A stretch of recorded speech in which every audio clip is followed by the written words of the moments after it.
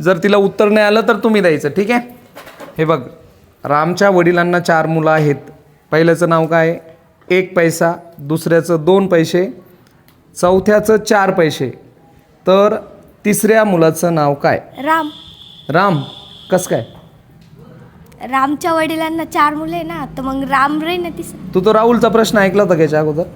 नाही, मग ऐकेल सर पहिली. कुठं ऐकला होता? फोनवरच ऐकेल. कोणत्या फोनवर? आमच्या. काय होतं? राम होतं का दुसरं नाव होतं? नाही, दुसरं होतं. काय होतं? राजू होतं. राजू का राहुल? नाही, राहुल नव्हतं, राजू. ओके. हिचं उत्तर बरोबर आहे की नाही? 3 पैसा म्हणणारे कोण कोण आहेत? बस खाली. 3 पैसा म्हणणारे कोण कोण आहेत? तिने जे उत्तर दिलेलं आहे राम, राम हे उत्तर बरोबर आहे.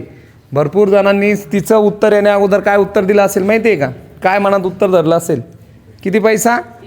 3 पैसा. 3 पैसा नाही, तर राम हे त्या मुलाचं नाव असेल.